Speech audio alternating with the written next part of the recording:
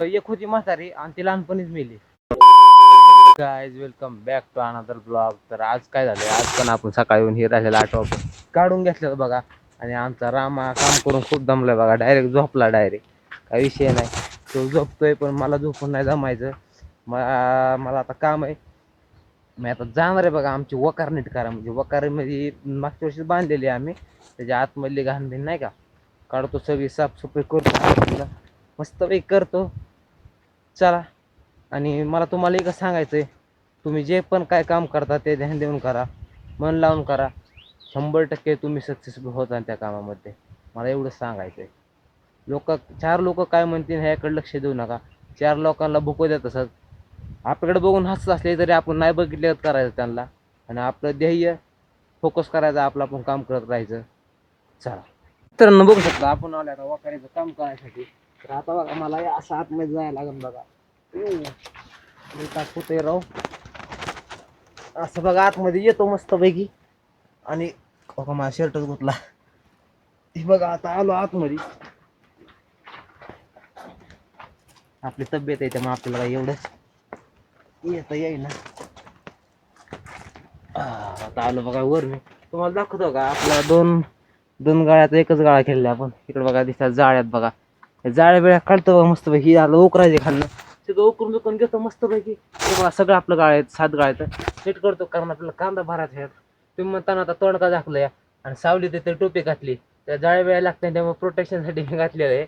बघा दाव तुम्हाला चेहरा, हे बघा. आता मी करतो बघा नीट मस्त पैकी. तर मित्रांनो, ऊन तर खूपच लागतंय बघा. तर मला एक विचार आला की मी आज तुम्हाला एक गोष्ट सांगतो. तर मी एक तुम्हाला गोष्ट सांगतो बघा, ध्यान देऊन ऐका. तर एक होती म्हातारी आणि ती लहानपणीच मेली. समजू हा गोष्ट, परत बघा. तर मी एक तुम्हाला गोष्ट सांगतो. एक म्हातारी होती आणि ती लहानपणीच मेली. तर मित्रांनो बघू शकता, मी पाणी इथं मका भिजवत असताना बघा एक गुम निघली बघा. पाण्यात गेली बघा, हो का, निघली निघली निघली निघली बघा, दिसते हो का तिथं तराची. तर मी बाहेर काढते पण ते माझ्या काठी वेळ नाही बघा. बघा आता आली बघा, बघा गोम आहे गोम, गोम आली गोम, बघितली का. आता दिसून आलो बघा, एरीतलं पाणी निघलं.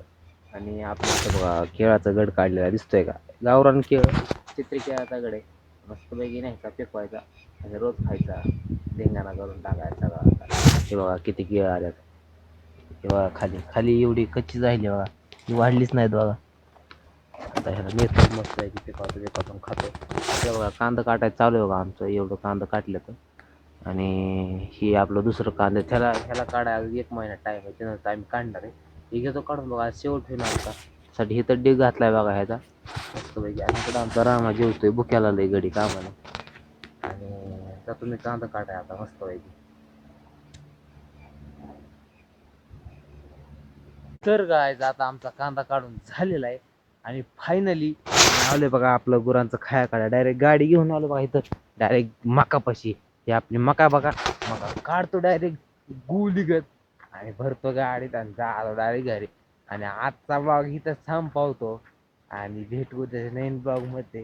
कारण मला आज जरा काम आहे हटके, त्यामुळं बघा आपली गाडी कशी चमकते मस्त.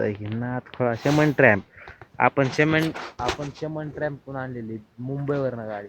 गाडी मुंबईची आपली MH02 नाथखोळा. तर काढतो खायला निघतो घरी.